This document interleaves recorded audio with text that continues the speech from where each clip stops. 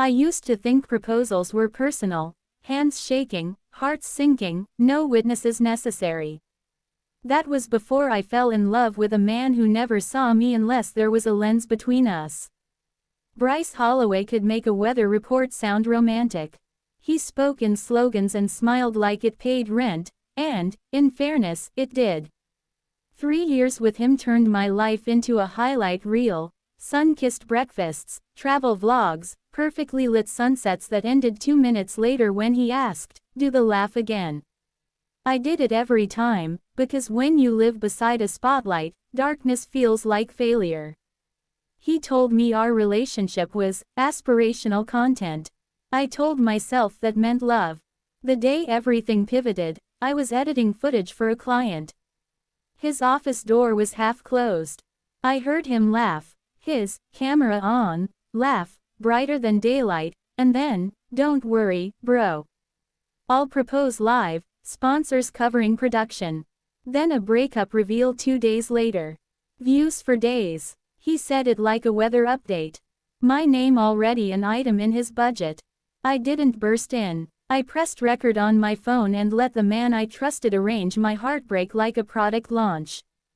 After he left, I sat on the kitchen floor with the recording playing back. He wasn't planning a proposal, he was producing a series. Episode 1, The Yes. Episode 2, The Truth.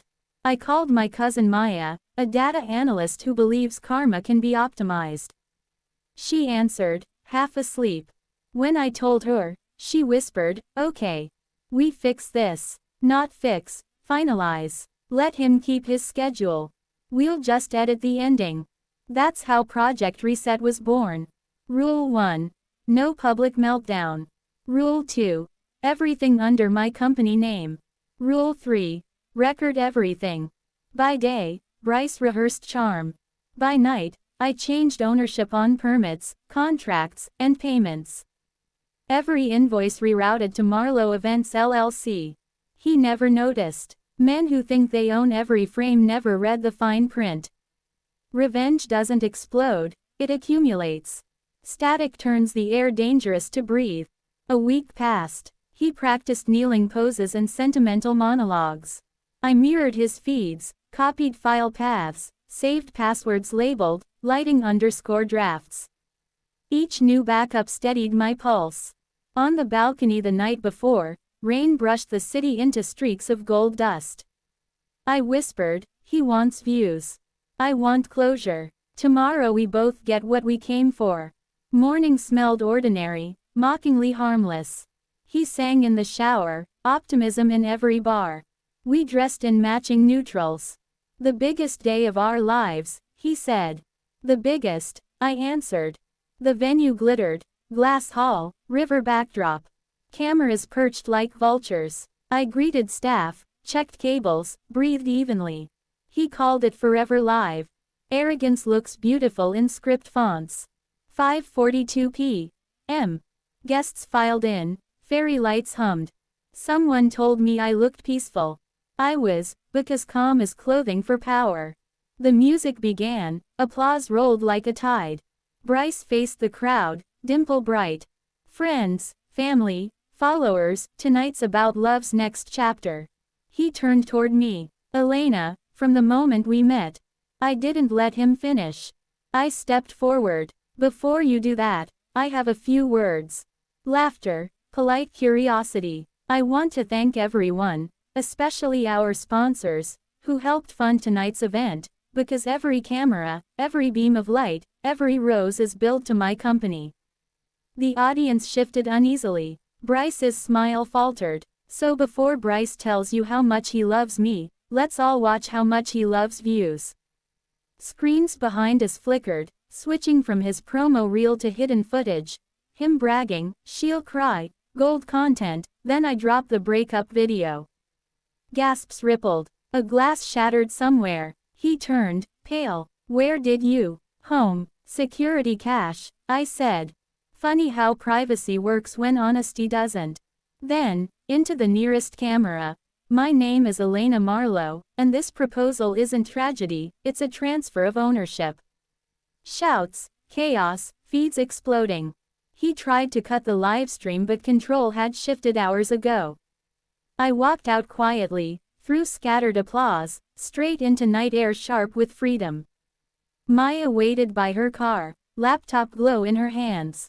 Feeds trending top 3 worldwide, she said. You okay? Better than okay, I told her. I finally believe in exposure.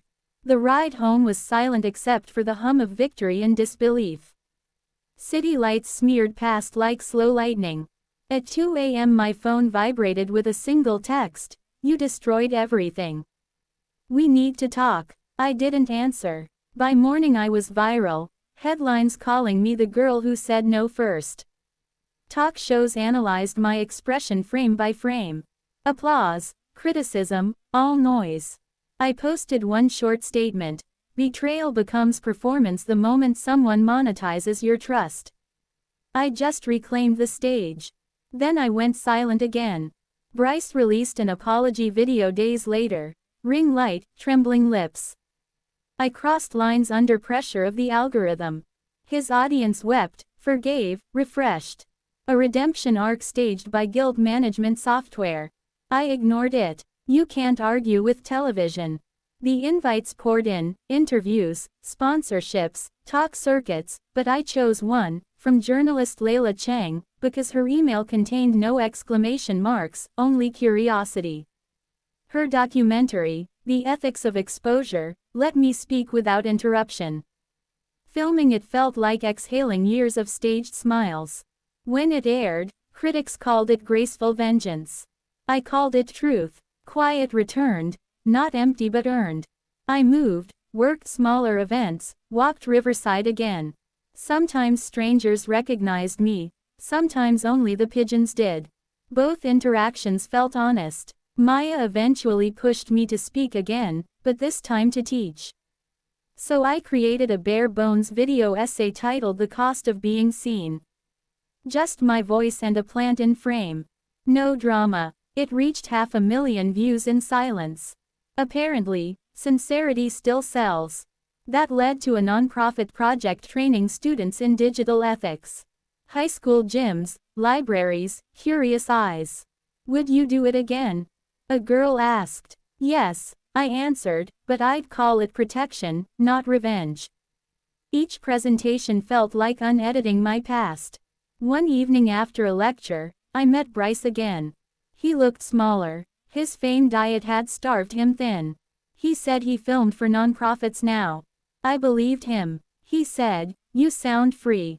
I replied, "Freedom's loud once you stop performing." We shook hands, ordinary, humane. That was our real finale. Winter came. Snow softened everything it touched, including memory. Maya visited for New Year's. Fireworks bloomed outside my window like bright, harmless flashbulbs. For once I didn't flinch. In February, a courier delivered an unsigned note. "Thank you for proving dignity can trend, my daughter stayed." I pinned it beside my mother's letter. Proof that some ripples heal. Months later, the nonprofit made me director of digital integrity. It came with one request: write a book. I called it after the edit. Writing was excavation. I sifted through noise to find narrative, discovered that the opposite of revenge isn't forgiveness, it's reclamation. When the book launched, people clapped softly. No drones, no champagne. Bryce stood at the back, smiling like a man who finally saw himself clearly in someone else's mirror. That was enough. 2 years after everything, I bought an old lakeside house called Stillwater. The name fit. I taught online classes, grew herbs, learned to row badly. Scars calloused into steadiness. Sometimes I filmed the lake and uploaded clips without tags, tiny pieces of calm. 100 views at most. Perfection. Then came Maya's wedding. Under the same kind of fairy lights that once framed my humiliation, she asked me to speak. I said only, "Some proposals are about property, some about promise. Here's to knowing the difference." Laughter, cheers, tears. No virality, just joy. Later that year Bryce emailed one last time. I finally understand what you meant about editing life instead of reacting to it. My new work helps trauma survivors tell their stories. You don't need to reply. I didn't. Some closure deserves silence. Seasons melted into one another, summer to fall to peace. My studio, True North Productions, started training young storytellers. Our motto: record humanity, not harvest it. They asked how to film betrayal honestly without creating villains.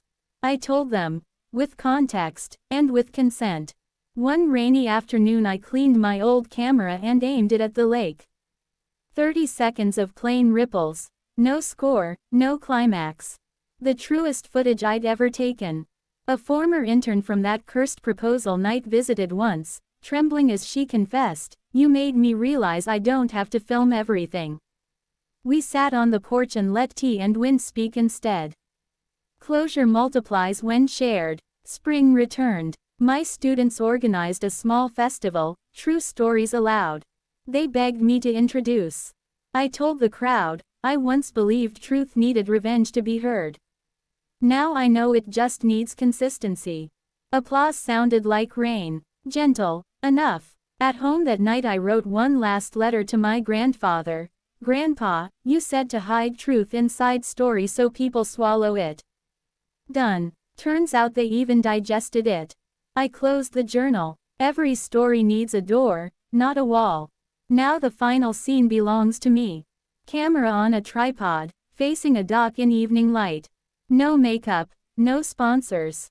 Just my voice. 2 years ago I thought justice was revenge with good lighting. Now I know justice is peace without permission.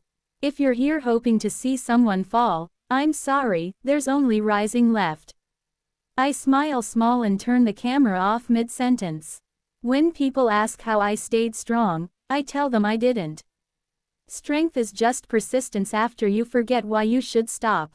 And if you ever face a betrayal so loud it echoes, remember, you don't owe the world an audience. Tell your truth once and rest. Rest is part of storytelling too. Peace signs look like 2 fingers up, mine look like hands off the keyboard.